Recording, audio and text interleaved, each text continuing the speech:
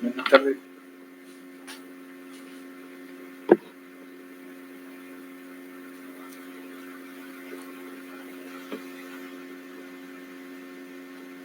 Muy bien, gracias. Gracias. En la reunión anterior, el día viernes, entramos a conocer lo que es la organización jurídica. Para el efecto, conocimos lo que es la definición. Sin embargo, a criterio de su servidor, creo que es oportuno agregar algunas instancias que son necesarias en este tema. Específicamente vimos lo que es los requisitos para ser magistrado y juez, que está regulado en el 207, aunado a que en el 208 constitucional está el periodo de funciones de los magistrados y jueces. En el 209 tenemos el nombramiento de los jueces y personal auxiliar. Posteriormente entramos a lo que era la Corte Suprema de Justicia. ¿Cómo está integrada la Corte Suprema de Justicia? Sabemos de que está integrada por un presidente y los vocales, y para el efecto tiene 13 magistrados que son electos por el Congreso de la República. Y también concluimos cuáles son los requisitos para ser magistrado de la Corte Suprema de Justicia. Independientemente de los que aplica el 207 constitucional, también el 216 dice cuáles son esos requisitos. Una vez terminamos lo que es la Corte Suprema de Justicia, vimos lo que son las cortes de apelaciones y otros tribunales, y es a partir del 217, y esto específicamente radica en cuáles son los requisitos para ser magistrados. Para el efecto hay que integrar el artículo 207 nuevamente. En el artículo 218 vimos cómo está integrada lo que es la Corte Suprema de Justicia, y esta está integrada por las cámaras, por las salas que la Corte Suprema de Justicia determine que sean oportunas y convenientes. Y en el 222, de que la Corte Suprema de Justicia en un momento determinado, los magistrados de las salas de apelaciones tienen que colaborar en un momento dado, cuando un magistrado titular pues ya no está en sus funciones, que es el 217, que son los magistrados suplentes. Para hacer una integración de disposiciones legales, la ley del organismo judicial en el artículo 74 determina cuál es la jurisdicción de la Corte Suprema de Justicia. El 75, cómo está integrada la Corte Suprema de Justicia. Y el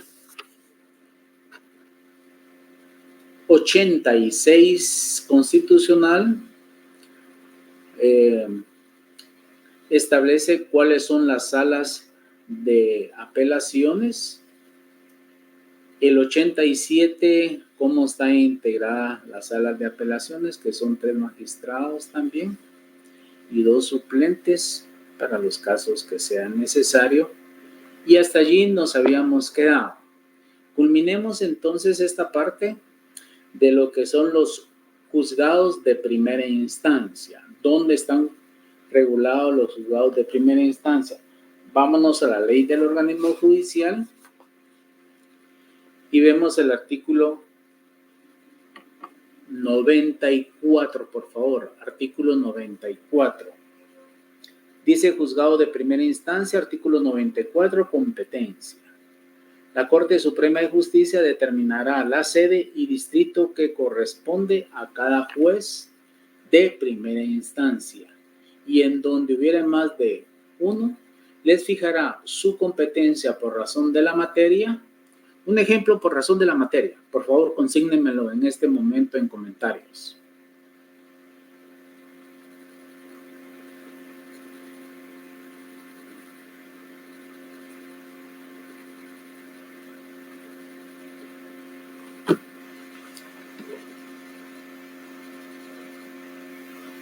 Excelente. Penal. De la cuantía, cuando hablamos de cuantía, ¿a qué nos referimos específicamente? Civil, penal, etcétera. ¿Estamos? Civil. Cuando hablamos de cuantía, por razón de la cuantía, ¿a qué nos referimos? Familia penal, ¿estamos bien? Laboral también.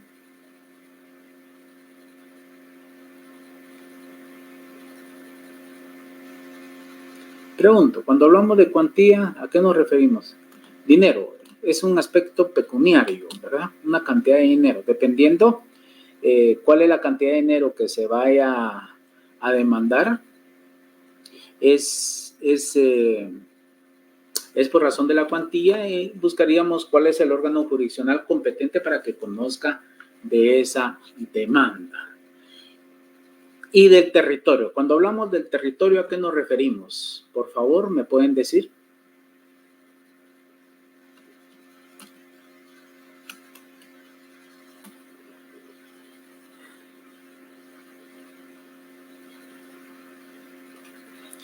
Cuando hablamos de territorio, ¿a qué nos referimos?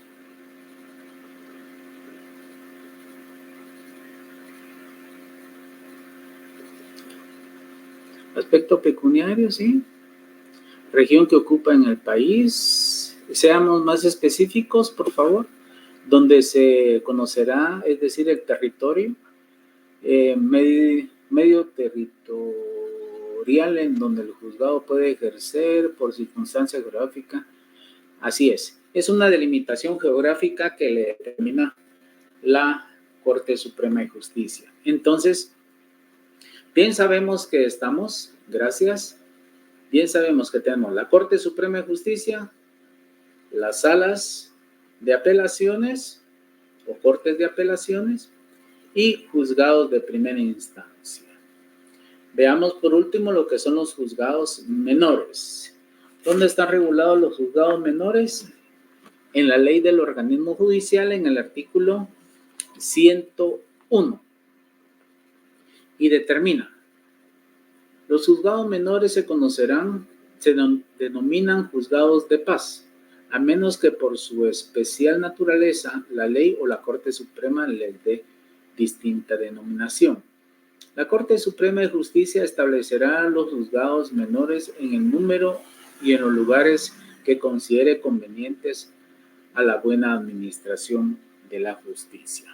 Entonces, si nos pusiéramos a pensar cómo está organizada lo que es la Corte Suprema de Justicia, la estructura del organismo judicial de la Corte Suprema de Justicia, las salas de apelaciones, juzgados de primera instancia, juzgados menores o de paz. Muy bien. Terminamos esa parte donde creí que era necesario que conocieran ustedes y espero que así haya sido. Y entremos a la literal B de contenido del programa de estudio, que son caracteres de los órganos jurisdiccionales. ¿Cuáles son esos caracteres? Son 4 caracteres. 1. Es autónomo. 2. Es independiente.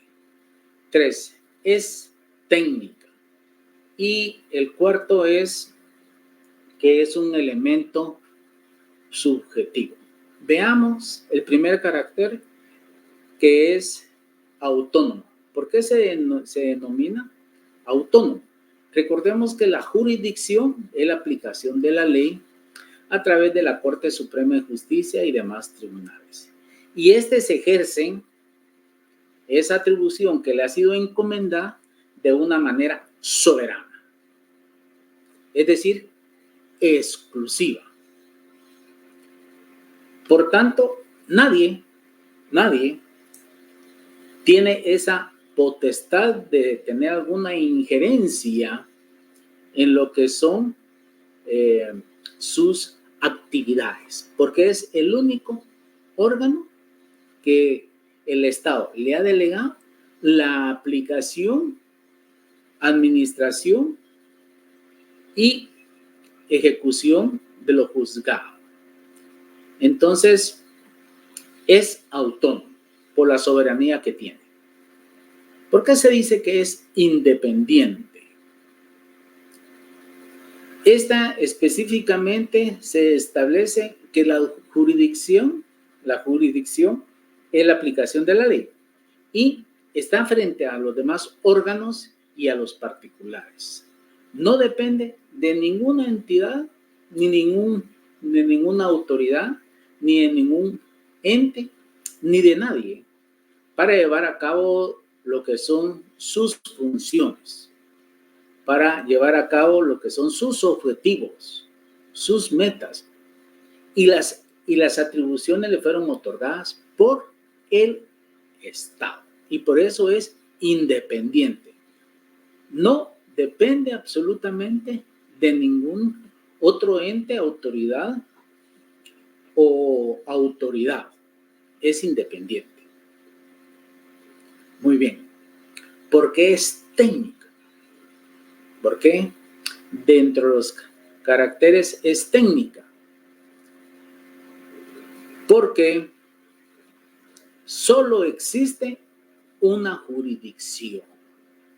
¿Y quién es el encargado de aplicarla? La Corte Suprema de Justicia y demás tribunales. ¿Y dónde está legislado? En la Constitución Política de la República, en la ley del organismo judicial y demás disposiciones ordinarias, como la función, el derecho, el deber que tiene que hacer. Entonces, es técnica porque la jurisdicción existe solo una jurisdicción, que es a través de la Corte Suprema de Justicia, y está debidamente regulada en la Constitución y demás disposiciones legales. Entonces, sabemos que es autónoma, soberanía, sabemos que es independiente, no depende absolutamente de ninguna entidad, y es técnica porque tiene su basamento en la Constitución y demás disposiciones. Y el último elemento es el subjetivo. Cuando nos referimos al subjetivo, ¿a quiénes creen ustedes que se hace mención? Por favor, me pueden consignar el elemento subjetivo, que es uno de los caracteres de la organización judicial. En comentarios, por favor.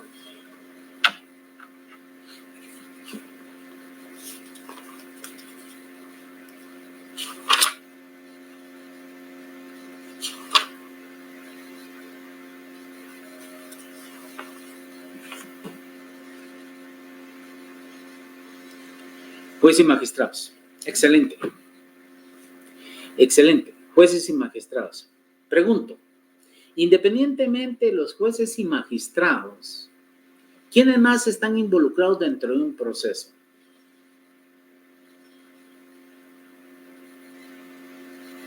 Personas físicas. ¿Quiénes más? Con nombres y apellidos. Magistrados y jueces. Estamos de acuerdo. ¿Quiénes más participan dentro de un proceso? Demandante, demandado. ¿Cuál es el término técnico legal? Partes procesales. Excelente. Aparte del demandante, el demandado o sujeto activo o sujeto pasivo, ¿quiénes más están involucrados dentro de un proceso? ¿Quiénes más intervienen en un proceso? Ya sabemos que es el juez, pueden ser los magistrados, el demandante, el demandado, que son las partes procesales. ¿Quiénes más? Fiscales. ¿Quiénes más aparte de los fiscales? Abogados. Y esto les denominamos los terceros. ¿Quiénes son los terceros? Pueden ser testigos, médicos forenses, el secretario, los oficiales, el fiscal,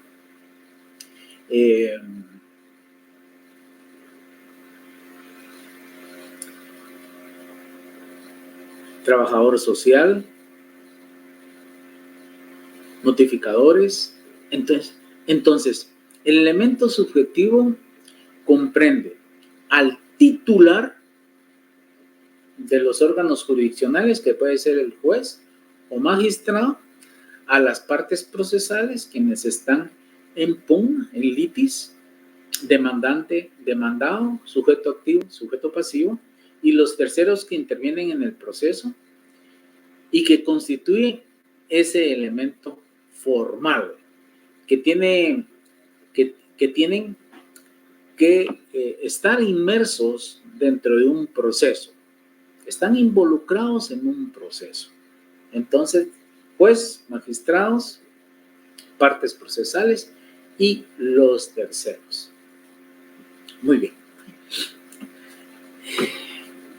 Solo para cerrar este punto específicamente de los caracteres, ¿se recuerdan ustedes que hablamos de una de las características de la jurisdicción que es indelegable?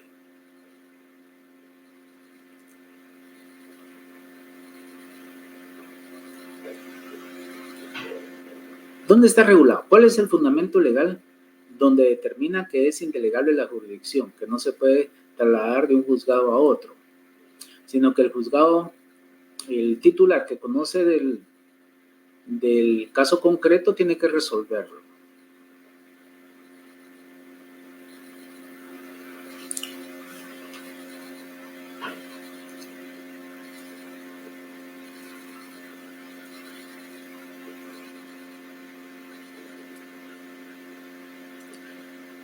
Necesitamos manejo de leyes. Lo leímos en su oportunidad.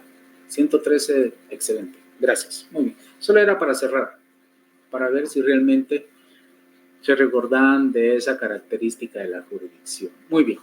Entonces ya conocimos lo que son los caracteres. Entremos ahora a la organización. Gracias, 113. Organización y clases de órganos jurisdiccionales. Veamos inicialmente lo que es la organización.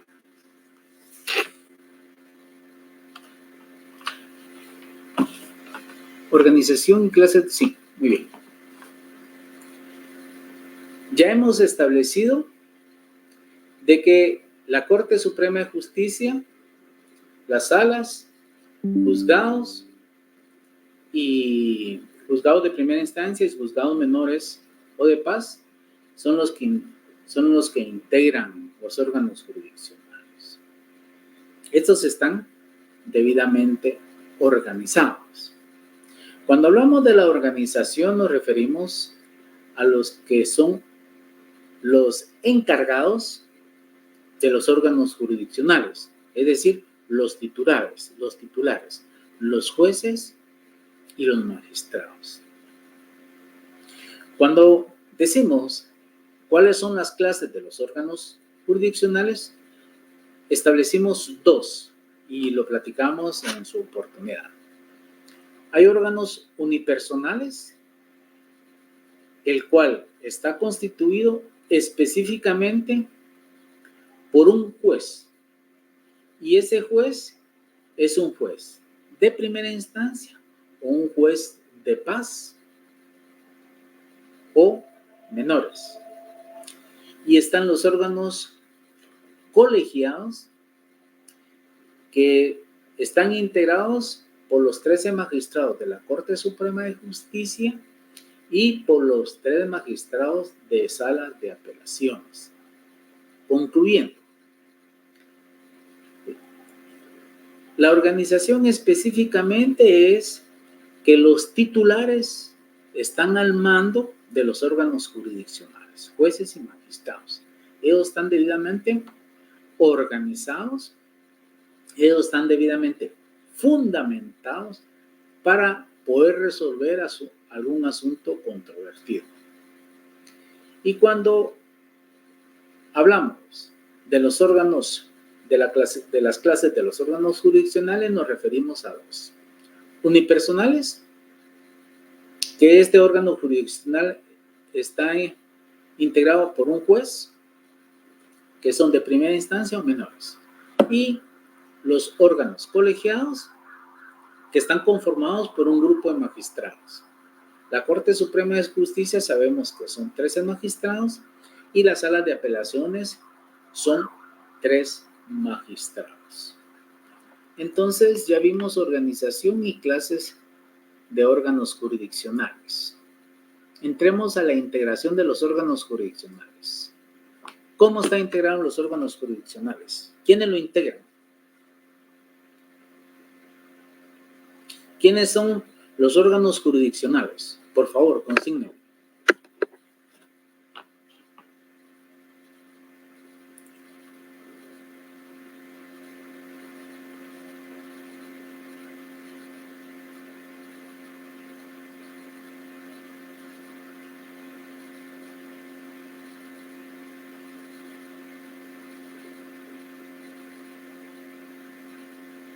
Corte Suprema de Justicia, ¿sí? Juzgados de turno, que son los juzgados menores o de paz. Corte de Apelaciones, ¿qué más? Corte Suprema de Justicia, Corte de Apelaciones o salas de apelaciones, los juzgados de paz o menores y nos falta uno. Corte Suprema y tribunales. ¿Cuáles son esos tribunales? Juzgados de primera instancia. Así es. Entonces, integración de los órganos jurisdiccionales. ¿Cómo están integrados? Están integrados por la Corte Suprema de Justicia, por las salas de apelaciones, juzgados de primera instancia y juzgados menores o de paz. Así están integrados. Muy bien, gracias. Veamos ahora lo que es la única y doble instancia. Única y doble instancia. Única. Estemos en la única instancia. La doble instancia ya platicamos un poco de ello. Sin embargo, vamos a recordarnos más adelante. Ahora, única instancia. ¿En qué consiste la única instancia? Desde este punto de vista, cabe mencionar que dentro de un proceso hay órganos jurisdiccionales que la forma de terminar un proceso precisamente es a través de una sentencia. Y cuando se emite esa sentencia por este órgano jurisdiccional, es inapelable, es inimpugnable. Es decir, no se puede impugnar o no se puede apelar. Por lo tanto, adquiere firmeza. Y el juez únicamente lo que tiene que hacer es ejecutarla, que se cumpla. Esa es única instancia. Y hay casos en los cuales la misma ley le dice, estos procesos, y eso lo van a ver en los procesales, estos procesos son de única instancia. No hay dos instancias, solo hay única instancia. ¿Por qué? Porque así fue específicamente decretado, así nació la vida jurídica, esa disposición legal, y dependiendo en qué rama del derecho se esté ventilando, así es cuando aplica la única instancia. Pero hay que quedar claros en que en este proceso la misma disposición legal o la norma o el conjunto de normas le va a determinar si es única instancia o es doble instancia. Cuando hablamos de doble instancia, ya hemos comentado que existe la posibilidad de que un juzgado de primera instancia emite esa sentencia y puede ser apelable, puede impugnarse y por consiguiente sube a una sala y la sala va a conocer que es la segunda instancia, donde está regulado que en todo proceso solo existen dos instancias. Por favor, ¿y cuál es el artículo?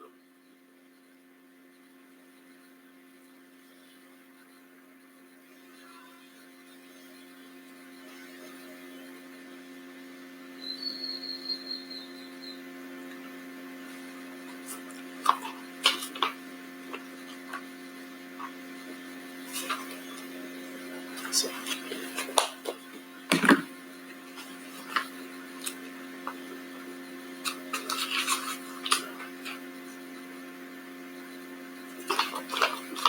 ...59 de la LOJ, así es.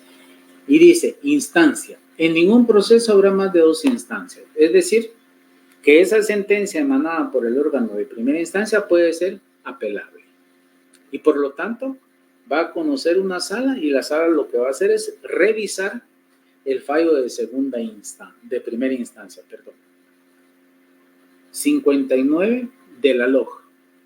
Y la Constitución Política de la República, 214, vamos a ver, integración de la Corte Suprema de Justicia. ¿Cuál es el de la Constitución?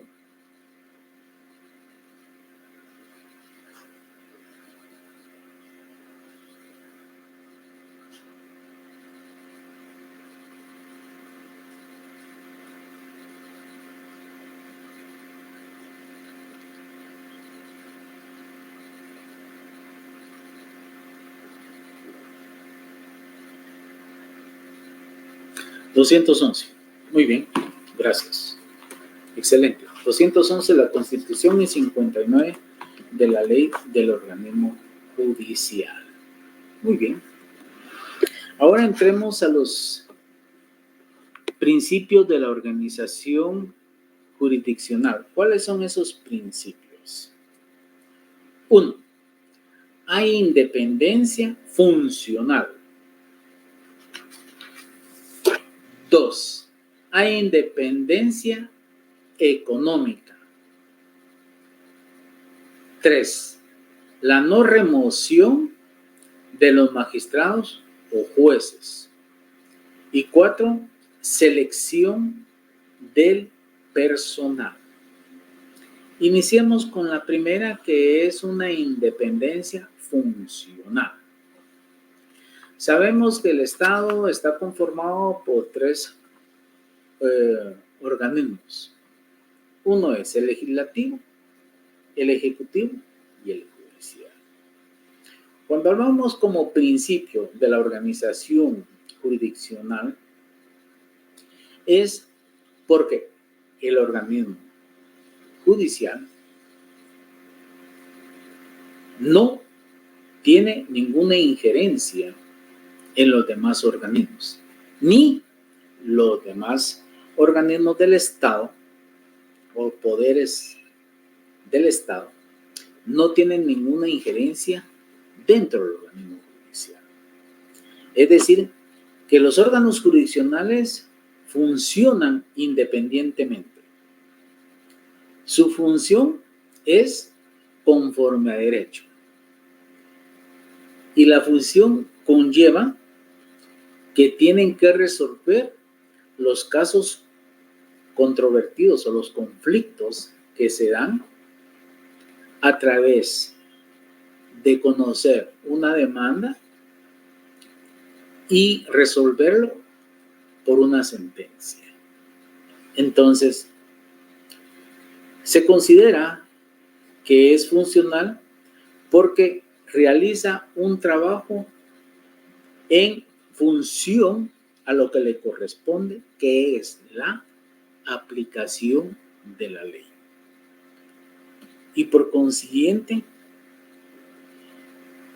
no tiene injerencia ninguna entidad, ninguna persona jurídica, ninguna persona individual en sus labores. Y, óiganse, no tiene por qué haber ninguna presión, si ustedes le quisieran llamar así, o influencia de cualquier autoridad, poder, hacia los administradores. Porque los jueces tienen que llevar a cabo su función, tienen que resolver esos casos que son controvertidos, esos casos que les han sido asignados a través de una sentencia. Entonces, dentro de los poderes, el judicial es totalmente independiente en cuanto a sus funciones y es el único encargado a través del Estado de ejecutar, aplicar la ley. Por lo tanto, no puede haber ninguna objeción, presión o influencia hacia los juzgadores al momento de emitir sus fallos. Entonces, eso sería un principio de la organización jurisdiccional. El otro principio es la independencia económica.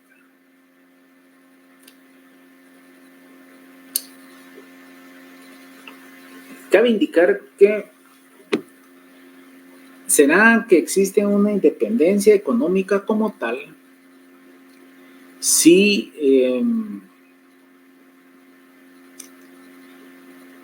el organismo judicial depende del presupuesto del gobierno. Claro, tiene sus propios fondos, pero independencia económica como tal, desde mi particular punto de vista, no existe, porque depende de un presupuesto que le es asignado por el gobierno. Veamos el artículo 213 de la Constitución Política de la República. Determina: presupuesto del organismo judicial. Es atribución de la Corte Suprema de Justicia formular el presupuesto del ramo. Para el efecto se le asigna una cantidad no menor de 2% del presupuesto de ingresos ordinarios del Estado, que deberá entregarse a la tesorería del organismo judicial cada mes en forma proporcional y anticipada por el órgano correspondiente. Y aquí sí aplica esto, donde dice: son fondos privativos del organismo judicial o derivados de la Administración de Justicia, su inversión corresponde a la Corte Suprema de Justicia. Esos son fondos privativos. Pero tendrán una independencia económica como tal. Es el 213.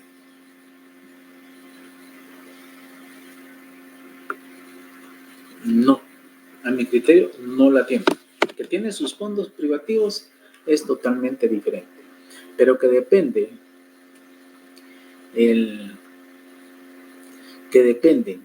de un presupuesto para su funcionamiento.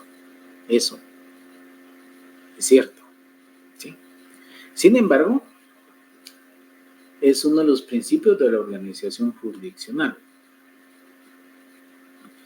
Entonces, es un tanto discutible si hay una independencia económica. Yo lo tomaría, bueno, sí dependo, sí, no dependo económicamente una vez que tenga ese presupuesto.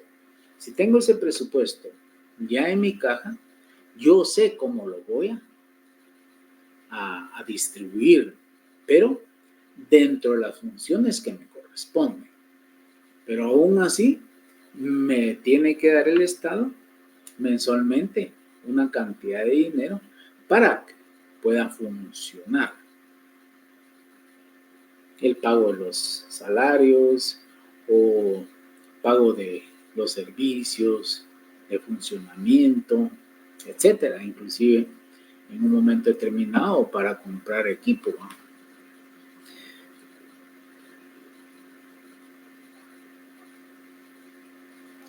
Bueno, entonces ahí sí que depende del cristal con que se vea. Si es que hay independencia o no. ¿Sí? Para mí no existe. Y ya leímos cuál es su asidero legal. Sin embargo, podría haber otro punto de vista, posiblemente que sea válido. ¿Sí? Muy bien. Otro de los principios radica en la no remoción de los magistrados o jueces. Aquí es una garantía constitucional. Tanto los jueces como los magistrados tienen independencia en la aplicación de la ley, en administrar la justicia, ya que no existe ninguna causa justificada para cancelar su relación de trabajo, salvo que exista una causal. Si existe una causal para dar por terminado un contrato de trabajo, pues habrá que hacerlo. En caso contrario, dentro de los principios está no remover a los magistrados o jueces. ¿Sí? Y para poderlo remover, pues hay que llevar un procedimiento. Entonces, pero entre sus principios está no remoción tanto de los jueces como de los magistrados. Y por último, dentro de los principios también está la selección del personal. ¿Quién es el encargado de nombrar al personal de la Corte Suprema de Justicia? No de elegir a los magistrados, eso ya sabemos que es el Congreso. ¿Quién es el encargado?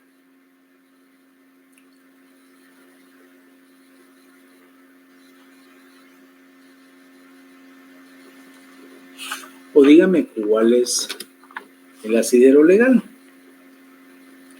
cuál es la norma que establece ese extremo.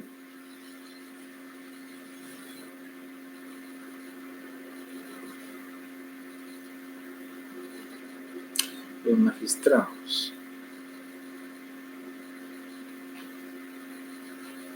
El Congreso. ¿Quién es el que nombra a los jueces y personal auxiliar? La selección del personal.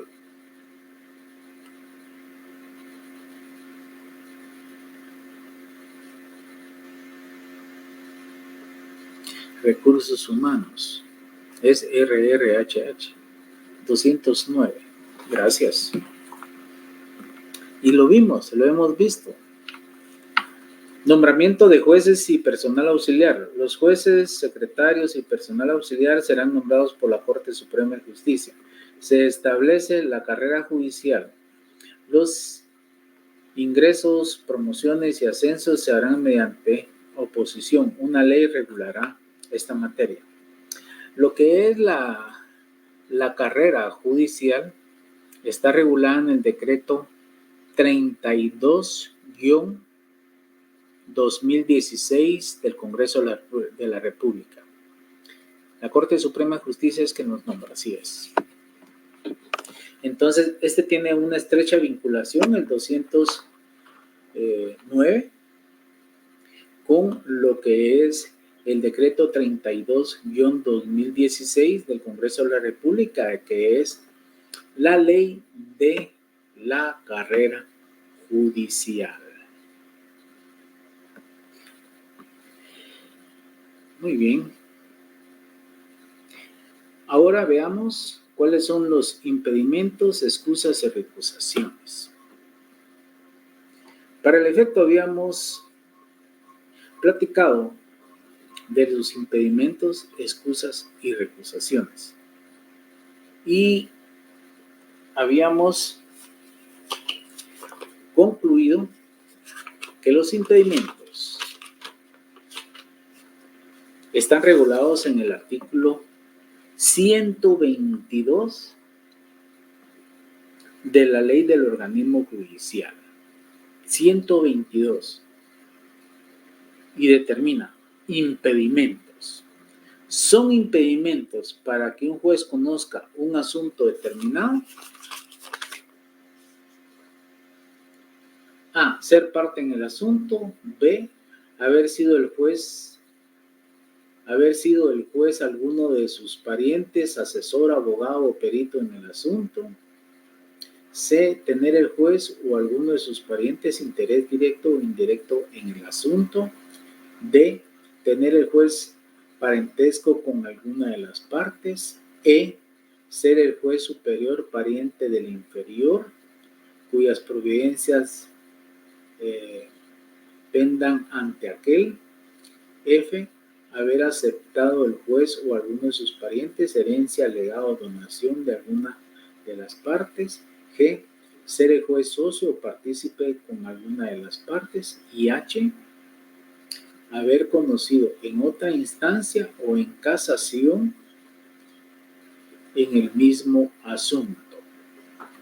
Estos son impedimentos, ¿sí?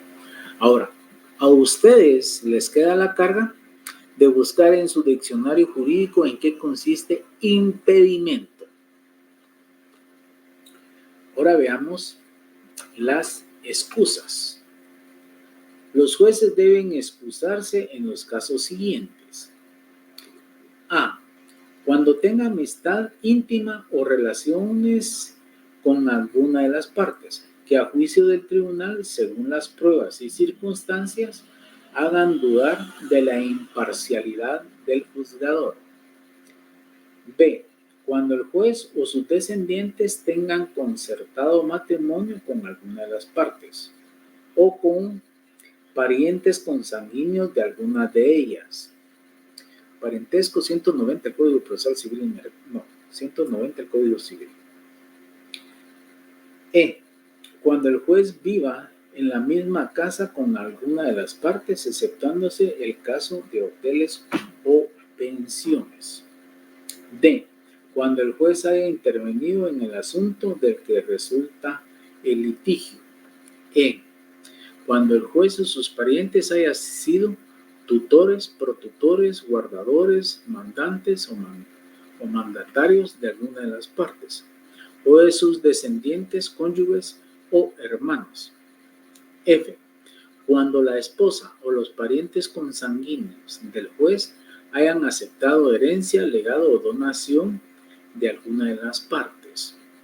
G, cuando alguna de las partes sea comensal o dependiente del juez o de aquellas. H, cuando el juez, su esposa, descendientes, ascendientes o hermanos de alguna de las partes hayan otorgado un contrato escrito del que resulte una relación jurídica que aproveche o dañe a juez o a cualquiera de sus parientes mencionados. Y cuando el juez, su esposa o parientes consanguíneos tengan juicio pendiente con alguna de las partes o lo hayan tenido un año antes. J, cuando el juez antes de resolver haya externado opinión en el asunto que se ventila. Este J es muy utilizado. Si alguno quiere recusar a un juez, que vamos a ver cuáles son las recusaciones en el 125, cuando una de las partes quiere recusar a un juez, toma en consideración este artículo, diciendo, cuando el juez antes de resolver haya externado opinión en el asunto que se ventila. ¿Y con qué propósito a veces se hace? Es de tardar el proceso, retardar. K, cuando del asunto pueda resultar daño o provecho para los intereses del juez, su esposa o alguno de sus parientes consanguíneos. L, cuando el juez, su esposa o alguno de sus parientes consanguíneos tenga enemistad grave con alguna de las partes. Se presume que hay enemistad grave por haber dañado o intentado dañar a una de las partes al juez, o a cualquiera de aquellos, en su esposa, su honor o sus bienes, o los parientes de unos y otros mencionados en este inciso. En las causas criminales, la acusación o denuncia es motivo perpetuo de excusa, pero no será el antejuicio causa de recusación ni de excusa de los magistrados o jueces en los asuntos que estuvieran bajo su jurisdicción y por los cuales se hubiera iniciado, sino desde el momento en que se declare que ha lugar a formación de causa. Y el 125 específicamente determina cuáles son las recusaciones y, por lo tanto, dice, son causas de recusación las mismas de los impedimentos y de las excusas. Entonces, por favor me buscan qué es un impedimento, excusa y recusación. Ya platicamos de esto un poco. Un impedimento es un obstáculo. Una excusa es un motivo o pretexto para que un juez nos conozca del asunto determinado. Y la recusación es cuando una de las partes cree que el juez tiene algún motivo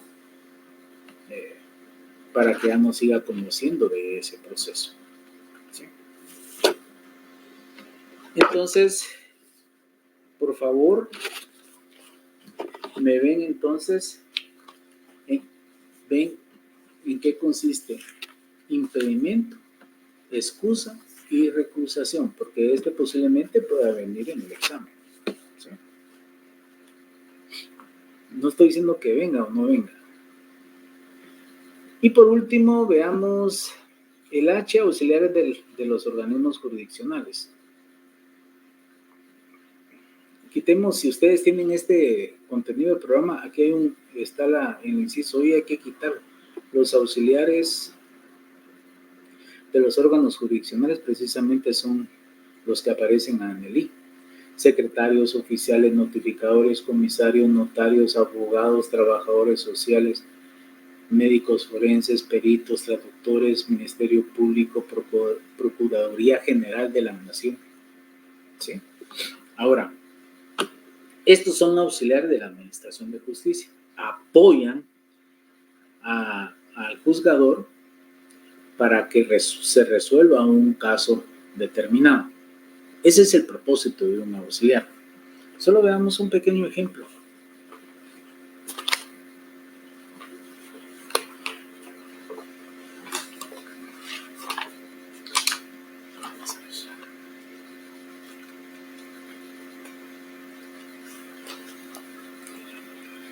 Tienen en la mano el Código Procesal Civil y Mercantil. Código Procesal Civil y Mercantil. Auxiliares del juez. Dicen notificadores. Los notificadores son los encargados de hacer saber a las partes las resoluciones y mandatos del tribunal. Después del 32, los oficiales. Ellos también. Muy bien. Voy a repetir eso. Aquí nos aparece quiénes, en la literal H, el contenido del programa de estudio, auxiliares de los órganos jurisdiccionales. Y los auxiliares precisamente son los secretarios, oficiales, y aquí está en el contenido del programa, notificadores, comisarios, notarios, abogados, trabajadores sociales, médicos forenses, peritos, traductores, Ministerio Público, Procuraduría General de la Nación. Como un ejemplo, estamos viendo el artículo 31 del Código Procesal Civil y Mercantil y establece quiénes son los auxiliares del juez. Y entre ellos están los notificadores, que es un auxiliar de los órganos jurisdiccionales. Están los oficiales en el 32, que son auxiliares también. Está el 33, los notarios también son auxiliares.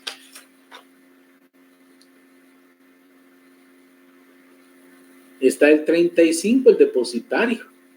También es otro auxiliar. El 37 habla del depositario. También. Entonces, esto es un pequeño ejemplo de quiénes son los auxiliares de los órganos jurisdiccionales. Si en un momento determinado se les pregunta cuáles son los auxiliares de los órganos jurisdiccionales, pongan no la palabra todos, ¿sí? Sino que todos los nombres de quienes están involucrados dentro del proceso, ¿sí? Están involucrados los abogados. ¿Qué pasa con un notario? Si una diligencia no se ha podido notificar a alguna de las partes procesales, el abogado es el que está litigando. Se nos dice que somos abogados y notarios. Abogados cuando estamos en un proceso. Notario cuando estamos cartulando o escriturando. ¿Cómo puede apoyar un notario dentro de un proceso? Es en aquellas oportunidades si un notificador está enfermo o está suspendido, el abogado puede solicitarle al juez que un notario haga las veces de notificador, que vaya a notificar resoluciones, y eso es válido, eso es legal. Entonces, se propone al notario, el juez le designa el cargo y ya va el notario a notificar una resolución y así es como apoya. ¿Sí? Y por último, entramos al punto que sería I en vez de J, que es la carrera judicial. Ya les comenté que está regulado en el decreto 32-2016 del Congreso de la República. El objeto de la carrera judicial es establecer principios, normas, procedimientos, garantías, así como crear los órganos necesarios para la administración y funcionamiento de la carrera judicial. Y aquí está lo importante que viene amarrado precisamente con lo que estábamos platicando. La carrera judicial establece el sistema que regula el ingreso, permanencia, promoción, ascensos, traslados, prestaciones, capacitación y formulación profesional inicial y continua, evaluación del desempeño, régimen disciplinario y mecanismos de exclusión, así como otras situaciones del sistema de carrera judicial de los jueces y magistrados, cualquiera que sea su categoría, con el fin de garantizar su dignidad, estabilidad, independencia, imparcialidad, responsabilidad y excelencia profesional en el ejercicio de su función jurisdiccional. La carrera judicial garantiza la estabilidad en el cargo mientras no se incurra en causa legal para el cese del mismo. Entonces, por favor, quisiera que leyeran por lo menos los primeros artículos de lo que es la carrera judicial, ¿sí? Y es esto precisamente. Muy bien, aquí terminamos. El día viernes vamos a entrar a las partes procesales y la otra semana terminamos las partes procesales y la acción procesal y hasta ahí sería el primer parcial. Preguntas, por favor.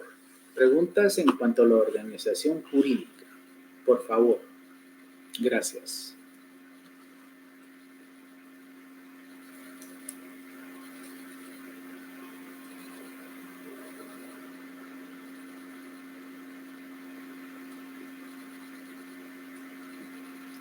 Es el decreto 32-2016 del Congreso de la República.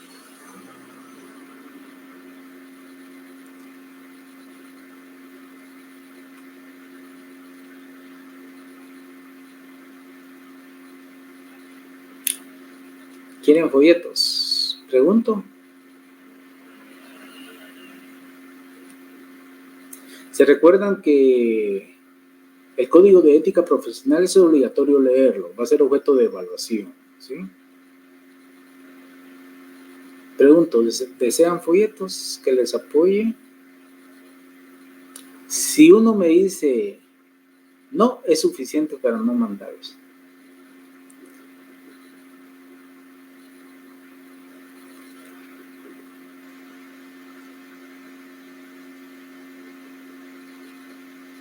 Ya apareció uno que dice que no, entonces no los voy a mandar.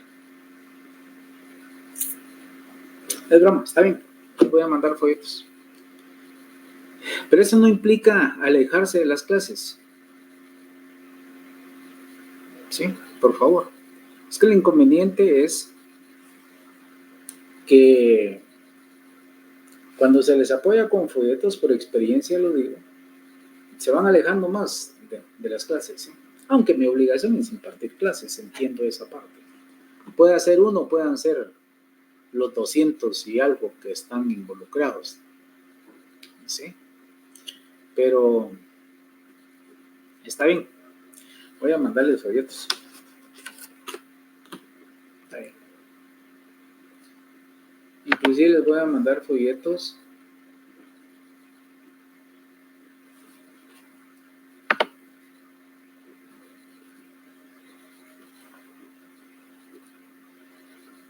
dice, está reformado por el decreto. Gracias, lo voy a ver. Me extraña porque esta es nueva, pero aún así lo vamos a ver. El inconveniente es que a veces cuando adquirimos las leyes no están las reformas, que creo que lo platicamos en un momento determinado, ¿sí? Muy bien, la única. Hay instancia única y doble instancia. La única instancia es aquella en que, por disposición legal, la ley así lo otorga, dice que ese proceso solo se va a conocer en única instancia. Si la sentencia le es favorable o no, no se puede impugnar. No se puede interponer ningún recurso, más que solo ejecutarla y aceptarla. Esa es la única instancia. No, recordemos que la Constitución, la ley del organismo judicial determina doble instancia, que en todo proceso no habrá más de dos instancias.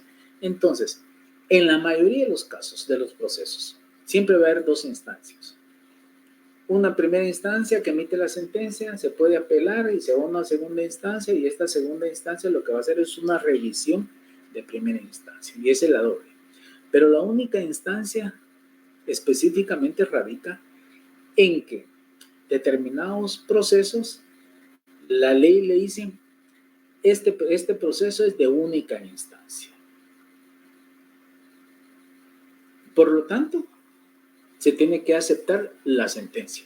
Sea para bien o para mal, únicamente hay que aceptarla. Sí. Así es. ¿Alguna otra pregunta? Ahora ya no hay pregunta. Muy bien. ¿Me di a entender, señores?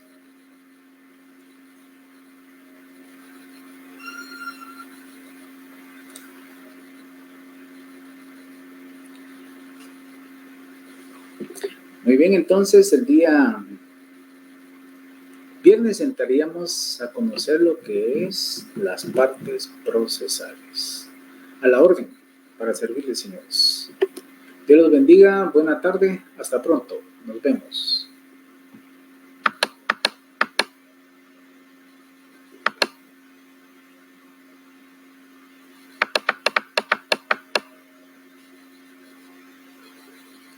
Impedimento, excusa y recusación son los que hay que buscar. Impedimento, excusa y recusación.